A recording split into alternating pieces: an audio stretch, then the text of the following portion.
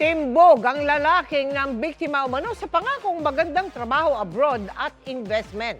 Para maging kapani-paniwala, meron mang binigay na cheque pero peke naman pala. Nakatutok si Oscar Oida. Exclusive. Pagkatanggap ng marked money, agad inaresto ng mga tauhan ng QCPD ang 33 anyos sa suspect. Bunsod ito ng panluloko umano sa negosyanteng si Mai, di niya tunay na pangalan, na pinangakuan umano ng suspect ng magandang trabaho sa Singapore. Naudyok din ako sa kanya kasi ang laki sahod din na offer niya sa amin na 170 daw isang buwan. Pinabayad niya po ako dun sa mga espas, mga medical, saka mga ibang documents na kakailanganin papuntang abroad. Maayos naman daw yung suspect nung una, hanggang sa alukin na raw siya nito ng kung ano-anong investments. Habang inaantay daw yung pag-alis namin papuntang ibang bansa, yung maging manager namin sa ibang bansa, meron daw siyang binibentang 3 unit na condominium. Para habang inaantay natin pag-alis natin, kikita muna tayo. Mga magkano ang nailabas mo, naibigay mo sa kanya? Mga mahigit 1 million po. At parang mabilis nga raw nagbunga ang lahat nang makalipas lang ng ilang araw, nag-intrega na ito sa kanya ng mga checking nagkakahalaga ng 90 million pesos. Yun nga lang, Pina-verify ko sa bangko, peke po siya. dito na raw nagsumbong sa mga pulis si Mai kung kaya't mabilis na naikasa ang entrapment operation kung saan nadakip ang suspect. Yung mabilisan na pangako, yon medyo red flag yon. Tapos yung sasabihin ay sila nang bahala sa lahat, magbibigay ka lang ng kaukulang halaga. Hindi rin na tama yon. Kakasuhan po namin sila ng estafa at saka 2 counts of falsification of commercial document. Depensa ng suspect, maging siya daw ay naloko lang. Di daw niya alam na peke ang mga tseke. Actually, hindi ko rin po alam, sir. Sa Chinese po galing yun, sir. Sa buhay po, minsan po talaga nagkakaroon po ng mga maling desisyon po sa buhay na sa huli na po natin napagsisihan. And ayun, wala na lang po ako ibang inisip po ngayon kundi humingi po ng tawad at humingi po ng tawad sa Diyos. Pero desidido ang biktima sa pagsasampa ng kaso. Pagbabayaran niya po yung ginawa niya sa akin. Kasi naubusan na po ako dahil sa kanya. Kasi umasa po ako sa pangako niya. Oscar Oida, nakatutok, 24 oras. Biyaheng Tanay Rizal ang ilang kapuso ngayong long weekend para sulitin ang magandang panahon. Pero hindi lang mga camper ang sumadya roon, kundi pati mga rider at siklista. Nakatutok live si JP Soriano. JP. At Vicky, mga kapuso, sa wakas natuloy na rin po ang ilang linggo at ilang araw na kanseladong plano at lakad at pagkakamping ng ilan nating mga kababayan, at narito po sila ngayon dahil magandang panahon sa isang camping site sa Tanay Rizal. Nagka-camping o kadi kaya nagga-glamping gaya sa akin likuran, may mga dekorasyon pang ilaw. Tamang-tama nga, Vicky, gaya ng iyong nabanggit, long weekend, Friday, holiday. Abala sa pag-iihaw ng kanyang special barbecue si Ivan dito sa kanyang maliit na cafe at eatery sa isang bahagi ng Marcos Highway sa Barangay Pinugay, Baras, Rizal ngayong Friday holiday. Balik na ulit sa pagkain at paghigop ng kape ang mga suki niyang rider na ilang araw ring nawala dahil sa sama ng panahon. Halos wala nang umakyat, tsaka yung pagbaba sa Manila, ang mga riders, sana po gumanda na yung panahon, uminit na ulit. Ang grupo ng mga rider na ito, matapos magkape ay itinuloy ang pagpanik sa Tanay. Okay naman po, mainit na yung kalsada. Makakapag-rides na. Ngayon lang po kami nakakapag-rides ulit po. Day off po ngayon, holiday! Ang mainit na kalsada, sinamantala ng ilang mga nagmomotor para gawing tila racetrack na naman ang highway. Ipinagbabawal ang pagkakarera at pag-i-exhibition dahil takaw peligro. Pero dito sa Marilaki Highway, halos idikit na sa kalsada ng ilang rider ang kanilang sarili. Wala kaming nakitang pulis pero ilang beses nang ipinaalala ng mga otoridad sa mga rider na mag-ingat at sumunod sa batas trapiko. Pero hindi lang motorcycle riders at nagbibisikleta ang back to Rizal ngayong Friday holiday. Dahil maganda ng panahon, tuloy ang camping para sa magkakaanak at magbabarkada dito sa isang camping site sa Tanay Rizal. Ang pamilya Decena last weekend pa dapat nakaschedule mag-camping. Malakas pa ang ulan. So muna kami, palipas muna kami ng araw kasi nga malakas ang bad weather. Sana magtuloy-tuloy, sana wag na umulan. Sumilit man ang araw, napakalakas at malamig ang hangin dito sa campsite. Ang magbabarkadang ito nahirapang magtayo ng tent dahil sa lakas ng hangin. Ang magkakaibigang teachers na ito mula Rodriguez Rizal, itinuturing na blessing ang pagkakataong makapag-camping. Especially in Montalban kasi isa po kami sa nasalanta talaga. So nung nagkaroon ng magandang panahon, so as a teacher po, so gusto naming huminga kasi pagbalik namin marami po kaming trabaho ulit para po maturuan ng magandang asal ang aming mga estudyante. Nako, Vicky, nagkamali ata ako ng dalang jacket. Medyo manipis. Walang halong biro na. Parang Baguio po yung weather dito. Nasa 24 to 25 degrees. Tama-tama po ngayong gabi. Napakasarap patulog dito. Pero syempre ang hiling po ng mga magka-camping ngayong gabi, sana po wag umulan at maganda ang panahon sa kanilang pag-uwi. At yan muna ang latest. Balik muna sa iyo, Vicky. Maghanap ka na lang ng kayakap, JP. Maraming salamat sa iyo, JP Soriano.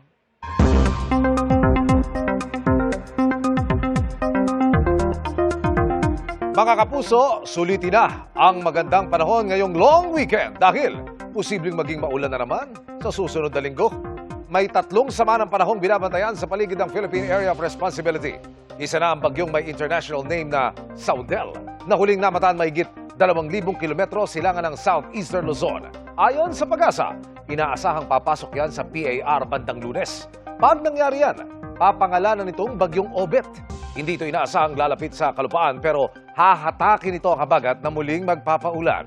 Bukod sa bagyong Saudel, may minomonitor ding 2 low pressure area. Ang isa'y dating bagyong Neneng na nasa hilagang bahagi na ng bansa, habang ang isa naman nasa silangan ng Mindanao. Hindi ito inaasahang magiging bagyo. Samantala, bahagyang humina ang habagat kaya umaliwalas po ang panahon sa ilang bahagi ng bansa. Pero kahit humina yan, may tsansa pa rin ng pag-ulan lalo na sa Hilaga Luzon. Base sa datos ng Metro Weather, mababa ang tsansa ng ulan sa malaking bahagi ng bansa pero posibleng umulan sa mga probinsya ng Zambales at Bataan. Pagsapit ng tanghali hanggang hapon, asahang uulanin ang malaking bahagi ng Northern at Central Luzon. Gayun din sa gitnang bahagi ng Mindanao. Halos ganyan din ang panahon sa linggo pero posibleng mag-umpisa ng mas maaga ang pag-ulan lalo na sa western section ng Luzon. Mas maraming lugar ang uulanin sa hapon at gabi sa buong bansa. Kaya mag-ingat po sa banta ng flash flood at pagguho ng lupa. Sa Metro Manila, inaasahang maaliwalas sa panahon bukas, araw ng Sabado. Pero sa linggo, posible po ang mahina hanggang katamtamang ulan kaya planuhing maigi ang lakad. Sa Parañaque, huli ang 3 dayuhan at 14 na Pinoy na sangkot umano sa iba't ibang online scam. May mga nagpapanggap na taga Federal Bureau of Investigation o FBI, habang ang ilan, mga lalaking nagpapanggap na babae para naman sa love scam. Nakatutok si Oscar Oida.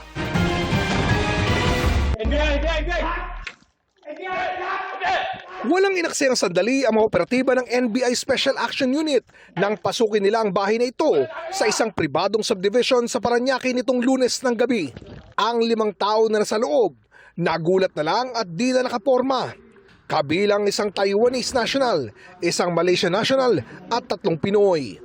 Dawit umano sila sa online scamming na ang modus magpanggap ng mga tauhan ng FBI na nagsasagawa ng investigasyon sa US financial institutions. Parang may mga kaso halimbawa na aayusin or mga P-boards na related sa FBI, sa DOJ ng Department of Justice ng US. So, doon natin siya na-set up. Nasamsam sa bahay ang mga laptop, cellphone, computer, routers, peking FBI badges, jackets at shirts at mga peking dokumento na gamit umano ng grupo sa kanilang operasyon. Naharap ang mga suspect sa mga reklamong usurpation of authority at computer-related forgery sa ilalim ng Cybercrime Prevention Act. Habang nagaganap ang nasabing operasyon, isa pang bahay ang pinasok din ng mga tauhan ng NBI sa kalapit na bahay sa lugar. Dito aabot naman sa 12 tao ang naaresto, kabilang isang Malaysian national at 11 Pinoy. Ang modus naman daw ng mga ito, magpanggap ng mga babae sa social media para makuha ang buong pangalan, birthday, address, ID details at mobile number ng mga biktima. Ang mga nakalap na datos ay gagamitin umano sa love scams, financial fraud, pananakot at extortion. Naharap sila sa mga reklamong computer-related forgery at unauthorized processing of personal information sa ilalim ng cybercrime at data privacy laws. Oscar Oida, Nakatutok, 24 Oras. Nagsagawa ng simpleng misa ang pamilya at mga taga-suporta ni dating Senador Ninoy Aquino bilang paggunita po yan sa kanyang 43rd death anniversary. At nakatutok si Bernadette Reyes. Payak pero makabuluhan ang paggunita sa 43rd anniversary ng pagpaslang kay dating Senador Ninoy Aquino. Sa isang simpleng misa, ginunita ng pamilya at mga supporters ni Ninoy ang kanyang alaala. Naroon ang kanyang mga anak na sina Balsi Aquino Cruz, Viel Aquino D at apo na si Kiko Aquino D. I hope nobody forgets the sacrifice and what happened during martial law. Huwag natin kakalimutan. 43 taon na ang nakalilipas mula nang pumanaw si dating Senador Ninoy Aquino. Pero mensahe pa rin ng pag-asa ang nais na ipaabot ng kanyang pamilya. Paski naghihirap tayo ngayon, sana lahat tayo huwag mawala ng pag-asa. Hindi nakadalo si Chris Aquino pero naroon ang kanyang anak na si Bimbi. Hindi pa siya napapanganak noong mamatay ang kanyang lolo. Pero panawagan niya, mahalagang makilala ang papel ni Ninoy sa kasaysayan. Research. There's a lot of videos of Lolo on YouTube. You'll really get to know him as a person. Just research and trust reliable sources. Isa si Ninoy Aquino sa mga kritiko ng rehimen ni Pangulong Ferdinand Marcos Sr. Ikinulong siya nang ideklara ang martial law noong 1972 pero pinayagang pumunta sa Amerika noong 1980 para magpagamot matapos atakihin sa puso. Matapos ang ilang taong self-exile, bumalik siya sa Pilipinas noong 1983. Pero pagkalabas ng eroplano, binaril siya sa ulo habang ine-eskorta ng mga tauhan ng Aviation Security Command. Sa NAIA kung saan pinaslang si Ninoy, nagkaroon din ng simpleng programa. May mga inialay na bulaklak sa marker ni Ninoy na inilipat sa arrival area ng Terminal 1. Sa mensahe naman ni Pangulong Ferdinand Marcos Jr., sinabi niyang sa paggunita kay Ninoy, pinapaalala sa atin ang katapangan ng mga Pilipino na manindigan para sa kanilang paniniwala. Tinukoy ng Pangulo ang mga bagong hamon sa ating demokrasya, ang disinformation, pagkakahati, kawalan ng tiwala at kawalan ng pakialam. Ang legasiya daw ni Ninoy nagbibigay lakas sa atin na harapin ang mga hamong ito. Bernadette Reyes, Nakatutok, 24 Oras.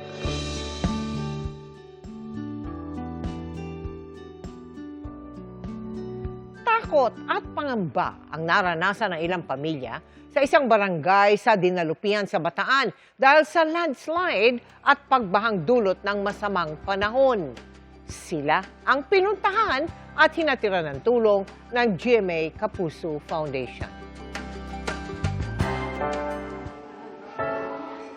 5 araw na nanatili sa evacuation center ang mga katutubong Aita sa Barangay Bayan-Bayanan, Dinalupihan, Bataan.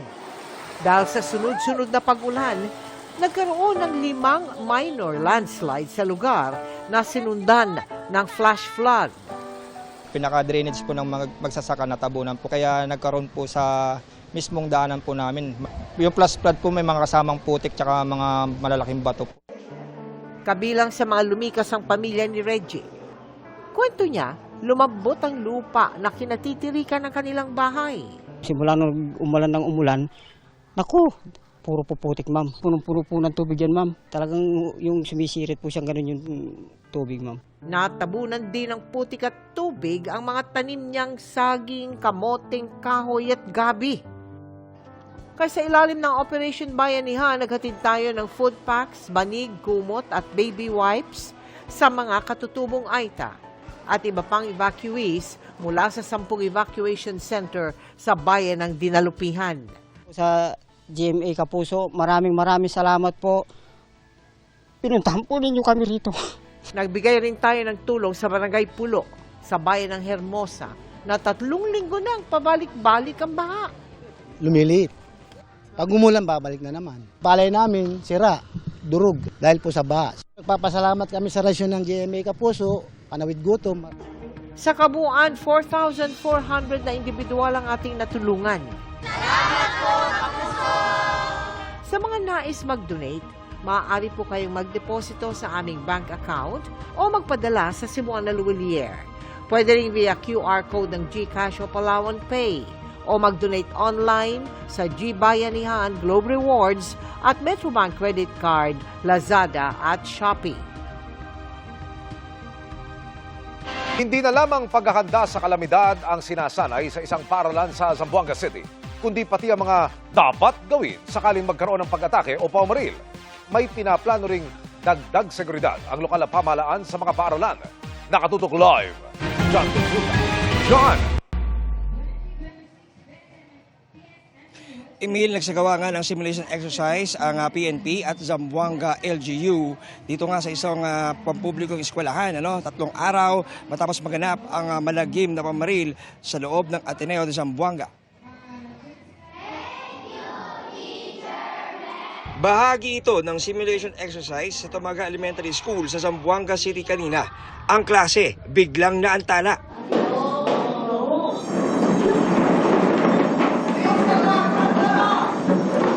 Dumapa ang mga estudyante, nilak ang pinto ng classroom at pinatay ang ilaw. Sa gate ng paaralan, kunwaring binaril ang gwardya ng 2 shooter na pumasok sa campus. Dumating kalaunan ang mga pulis at SWAT. Sa classroom, lumapit sa pader ang mga estudyante para di makita ng shooter. Maya-maya, nasukol ng SWAT ang 2 armadong lalaki. Inilikas naman sa mas ligtas na covered court ang mga mag-aaral. Agad ding nirespondihan ng medic ang kunwari na sugatang gwardya. Simulation exercise yan sakaling kailanganing tugunan ang isang school shooting. May nakita tayong mga konting lapses na dapat improve o dapat may citadel. And may one common alarm na tayo within classroom. Ngayon walang fire alarm yung classroom eh. Yung fire alarm nasa main area lang po. So these are the things that we're going to improve. Importante sa mga bata at sa mga teachers and so with the parents. They are guided what to do. This is a very great help to everybody, especially to me as the principal. Ayon sa Zamboanga LGU, plano nilang lagyan ng mga bakal na pinto ang mga classroom para hindi mabuksan basta-basta mula sa labas. Pagdidiin ng LGU, malaki ang papel na gagampanan ng mga magulang para maiwasang maulit ang nangyaring karahasan sa Ateneo de Zamboanga na nauwi sa pagkamatay ng 2 estudyante. Monitor mo pa rin yung bata, yung anak mo. Kasi hindi mo alam anong pwede mangyari. So you have to check kung yung armas mo ba, nakakandado ba yan, di ba? Nasa loob ng baul ba yan? You should see to it that is inside the locker. You have to talk to your children. Anak, may problema ka ba sa school? Huwag kang matakot sa akin. Bilang tatay mo at nanay mo, nandito ako makikinig. May pakiusap din ang Zamboanga LGU sa Department of Information and Communications Technology o DICT kaugnay sa mga sensitibong content sa internet. Dapat yung mga pumapasok na data sa Pilipinas, pag-aaralan natin before we can share it out. Kung nakikita natin yung mga data mali-mali at that can cause harm to the students, i-shutdown natin to, di ba?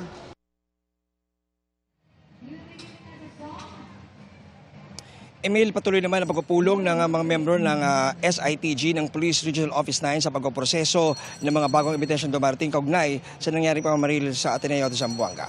Yan muna narito sa Zamboanga City. Balik si Emil. Maraming salamat, John Consulta.